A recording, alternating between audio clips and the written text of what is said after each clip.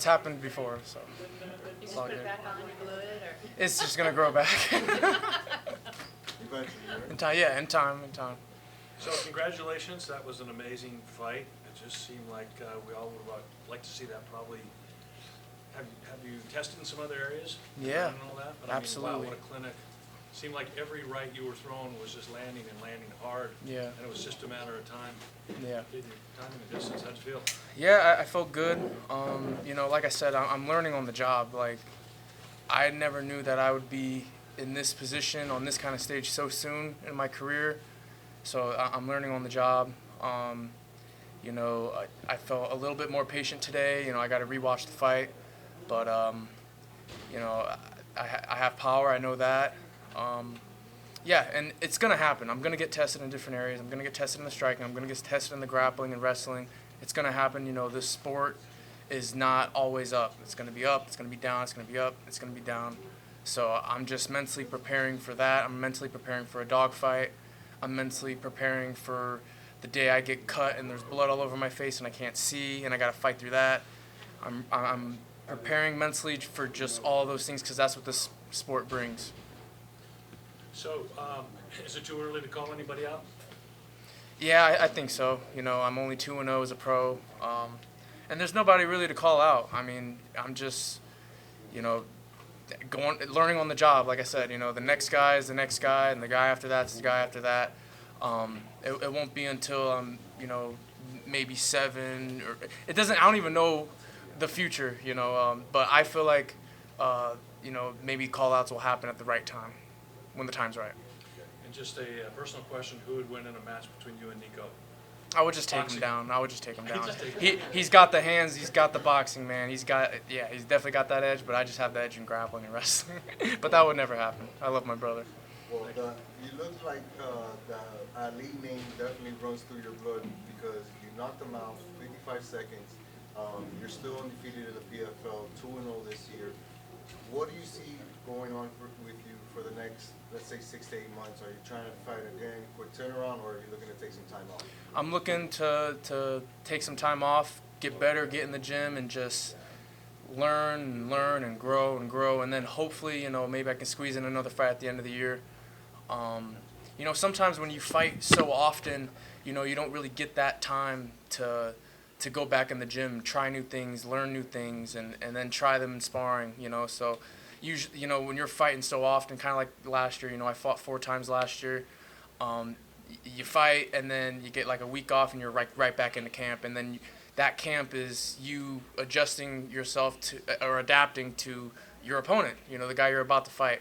So you don't really get that kind of I'm going to learn new tools, add new tools to my game, and et cetera, et cetera. So I think 3 fights this year is great. I'll try to squeeze one in again at the end of the year. And, whatever the future holds is, I believe everything was already destined. So. One more follow-up question. You mentioned staying active. Now that this is your second fight this year, walking away with a fight that only lasted 55 seconds, how much can you learn from that? What do you take back to the gym, when you get a decision so quickly like you did tonight? Absolutely. I heard my coach, calm down, and then that's when I got the knockout. And that's what it is. Composure is so important in this game. High-level guys, guys at the highest level, you could see the difference in amateurs or guys who had just turned pro compared to guys that are veterans in the sport. They have that composure. They're calm, they're composed, and in the midst of adversity, they keep themselves calm. That to me would be the biggest takeaway from this fight, is just to stay a little composed, because there's times where I'm like trying to get the knockout or trying to hurt him, and I think that's the biggest takeaway. My first pro fight, I went the distance. I went all 3 rounds. So I knew what it was like to go the distance, especially majority being on the ground. There wasn't much going on the ground. That's why the ref had to stand us up. But I think from this fight, even though it was only 55 seconds, still that composure and staying calm element is the biggest takeaway. Great fight. Thank you. Biaggio. So you're in a very unique position. Obviously, you come from a combat sports family. It's safe to say that. Mm-hmm. But you are, to my knowledge, the only MMA practitioner in there. Yeah. And I know you said you kind of want to have your own legacy, obviously, from the rest of the family. Yeah. How much does it interest you to kind of be essentially considered up there with, let's just say, the Muhammad Ali of MMA, and to kind of branch off in that direction? Is that something you've ever thought about? Oh man, to be the Muhammad Ali of MMA is a bold thing, especially when I'm only 2-0. But I don't know what the future holds. Man, I would say the Muhammad Ali of MMA was probably a guy like Khabib who never lost, or GSP, a guy that only lost twice, came back and then beat them. My grandfather had lost fights, came back and then beat them. My goal is to just be an exciting fighter. I hope the fight that I had tonight was exciting. That's the biggest thing that I want to give the fans is to be exciting. In boxing, they kind of have that the zero matters so much in boxing. And I think Floyd kind of started that trend of if you lose once, it's you're trash. But in MMA, there's fighters that have lost many times, and then people still want to see them fight. So I love that about the sport. MMA fans, they love the excitement, they love violence, even if guys lose. Gaethje is still loved as a fighter, even though he just got knocked out, by Max Holloway. But to me, the most important thing is to just be exciting, and then learn as I'm on the job like I am. And I noticed you said, just one more from me. I noticed, obviously, you're a big fan of getting into those wars and being able to kind of scrap it out for the entirety of a fight. But I wonder where you kind of rank or value, or how highly you value a very exciting 51-second knockout like this. I mean, in terms of, let's just say, career advancement, in your personal opinion, which do you kind of rank higher? Because both have their different kind of attractive points. I'm sorry, can you repeat the last part of that question? I'm sorry. So basically, having a 51-second knockout, or going, 3 rounds in an absolute war. Yeah. Which do you kind of value higher in terms of your own personal preference for exciting fights? Yeah. At the point of my career right now, it's good to get that cage time, get a dogfight, go the distance. But people like those quick knockouts. And as a fighter, too, the fight's over now. All that anticipation, those nerves, all that anxiety, it's now over. It's done. The fight's over. That's nice. But I think right now, in my career, it's better to get that cage time and to get that experience. But sometimes you land one, it puts a guy down, and then the fight's over, and that's what happened tonight. Thanks. Just one for me. You clearly have shown that your level's above beyond the competition that you're fighting so far. So just wanted to ask you, where do you think you're at in your MMA journey so far, and how long do you think till we see you maybe against some no names in the PFL or Bellator? Oh man, I'm a baby. It's gonna take a long time. I think maybe a couple years for me to even get to that point where I'm fighting. Guys that have been in the sport longer than I have, guys that are in the tournament or have a really good record. This sport is a marathon. It's not a sprint. There's no. I'm American. I'm not Russian. Nice. I'm just joking. It's a play on words. Flavor Flav told me that. I thought I'd say it in the media. But I'm American. I ain't Russian. The second time was better. Yeah. The second time when you did it, the first time Yeah, it was like... it was like, what? What are you talking about? When you did it with Lil I know you're Flavor American. Flav, that was better. Yeah. But yeah, this sport, it's a marathon. It's not a sprint. I'm not looking to rush nothing. I'm taking my time and just trying to get better, learn on the job, and I'm gonna get back in the gym and just get better. James Gifford, shout out to him. He's an amazing coach, and Dennis Davis as well. So when they're together, it's like freaking go Power Rangers. So I'm just really excited for the future. Thank you. Thank you. Biaggio, a great night at the office for the XC team. Matt's got a great victory. Yeah. You as well. But man, I know you guys prepare a lot together for these fights. When you come into a fight week like this, how much more comforting or easier does it make the fight week having a guy that you've put in so much hard work with also fighting on the same card? I think it helps, having a teammate with me, especially a guy like Maz who has been in the sport for a very long time, who's very talented in all aspects of MMA. He's got the stand-up, he's got the wrestling, he's got the jiu-jitsu. It is comforting, but then again, I'm the only one in that cage. It's amazing having both of my great coaches with me, but I'm the only one in there. So I'm still going to get those nerves, the anxiety, and the the mind trickery. So it's great, but at the end of the day, I'm still going to be nervous regardless. Absolutely, I understand. Mm-hmm. Obviously, like you said, 2-0 in your pro career now, making huge leaps and bounds throughout the sport. How do you feel personally as far as your evolution as, you know, a fighter so far? I'm sorry, what was the first part of that question? You've been doing great, you know, Oh, 2 big wins, thank and how do you feel like your evolution, the growing process has gone for you ever since you turned professional? I think it's been great. You know, I'm still learning. I'm still trying to figure out how to stay more composed. I'm still trying to see how much power I should be putting into my punches as well. You know, you don't have to put 100% power to knock a guy out. You know, there was a couple jabs I threw tonight that were only like 50%, but it still hurt him. And even the right hand, I don't even think I threw it as hard as I could, but it put him down. So, you know, there's things like that I'm still learning. The fight IQ as well, you know, being athletic, being more athletic instead of being kind of the brawler type. You know, when I'm sparring in the gym, sometimes I like to just stand and bang and just brawl, but I have more success when I'm being athletic and having that fight IQ. So doing that in the cage is something that I'm really working on. Thank you. Yeah, Thank you. Talk to me a bit about Brian personally, because obviously, like, he missed the weight by quite a bit. Yeah.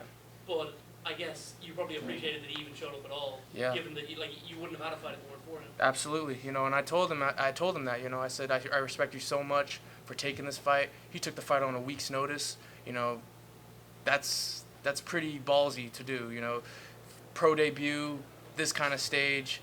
You know, fighting Muhammad Ali's grandson. You know, those are ballsy things to do. You know, last minute, and he did that. I know he missed weight, but sometimes it's, you know, hard to cut that much weight so soon.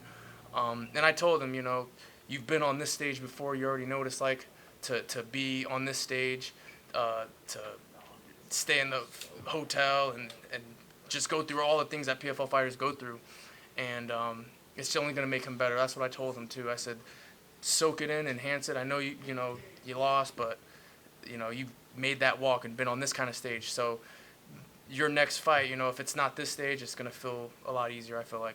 And I told him that. I guess you probably would have fought no matter what weight he showed up at, right? He could have been 170, 180. Yeah, I don't care. I wanted to fight. You know, I didn't put in all this hard work into camp and diet and make weight to not fight. So I'm just happy he took the fight. Have you talked to Nico yet, and what did he think? No, I haven't talked to him. It was real quick. Gave him a hug. Said, I love you too.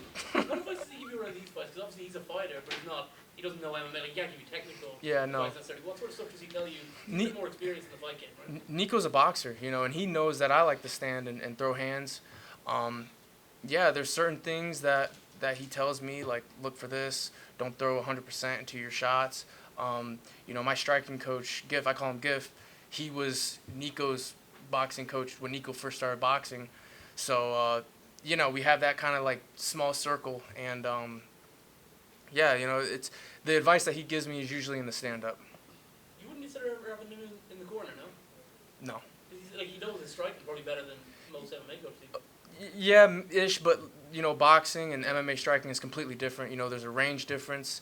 There's a stance difference as well. You know, you can't really have that bladed stance too much in MMA because then you'll get low kicked. You got to be a little bit more square, kind of find that balance in between. And Giff, my striking coach, is really good at striking for MMA because it's completely different than just boxing. So, yeah, I got Giff and I got Dennis. That's all I need. You don't have to lie to us. I know Mads didn't help you this week. Mads said when it comes to coaching, Dennis Davis is the best in the baldest. Would you agree with that statement? I agree with that 100%. And I know you talked about Giff a little bit already, but what can you tell me about his presence on Fight Week and having him in the corner alongside Dennis Davis? It's great. You know, he makes me feel confident. You know, he's from Boston, so he's a wise guy. So he makes me laugh. He's funny, makes me feel confident and sharp, and you know, I feel like Superman when I'm with both of those guys. Mm-hmm.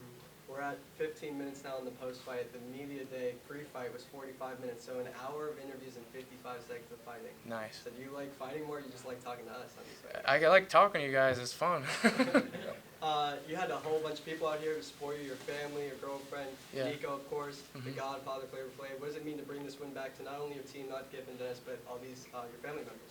It's amazing. I'm super grateful. You know, it's never me. It's all I always give glory to God, and you know, I'm lost for words. You know, I'm just very, very grateful. I'm happy. Before every fight, I get really nervous, even sometimes scared. So to just know that I got the win and it's over with, I can go home and eat barbecue brisket, cornbread, and mac and cheese. You know, I'm happy. I know I've known you for a few years now, but I only just really realized this week, like it only just hit me that you're 25. Like, I don't know if it's you're well spoken, how you carry yourself, but you seem older. Do you still feel like a kid? Like, do you feel younger than you are, or do you feel older? I feel younger than I am. But 25, you know, I'm still really, really young. I'm still a baby in the game. I'm still got a lot to learn. I turn 26 next month. I got time, man. I'm still a baby in this game. I can't imagine where I'm going to be 4 years from now, you know, if I stay on the road that I'm on. So, yeah, it's exciting. And, you know, at the end of the day, I just want to be able to give back to my community, help people. I got into this sport because I was depressed after football, and I'd like to help people like me or worse, you know, kids or teens that don't have the guidance. You know, I'd like to help them, and kind of something that like Stephen Wonderboy does. You know, he puts kids in a bus and takes them and teaches them martial arts. You know, I'd like to be like that one day. I like to keep things positive, but I gotta ask this question. I saw some fans throughout the week saying, I don't think Biaggio should keep being on the main card, like there are other fights, more experience, blah, blah. Of course you gotta focus on what's within your own control, but what do you have to say about those comments? I completely understand, you know. I even think to myself, why am I on the main card? You know, but, you know, I'd like to be the first fight on the card, you know, get in and get out, you know. But, you know, it makes sense why, you know, it has to do with the name, you know, draw more views and more eyes to the company as well. You know, Muhammad Ali's grandson, first fight on the main card. At the end of the day, I don't care if it's the first fight on the main card, the main event, or the first fight on the undercard. You know, I just want to fight. But I remember my first PFL fight, it was the first fight on the undercard, and that was nice. That was the first fight, in and out, and I'm done. Does Mads ever say to you, joking around, like, you're taking everything I work for, I should be where you are? He does say that joking around, and, you know, I can't lie, I agree with him. You know, he's such a high-level guy. You know, he had defeated Clay, who's another very high-level guy. You know, I don't see why he's not on the main card. Well, you have nothing to apologize for, man. You're doing everything right. It's been cool to see, so congrats. Thank you so much. Thank you. Thank you, guys.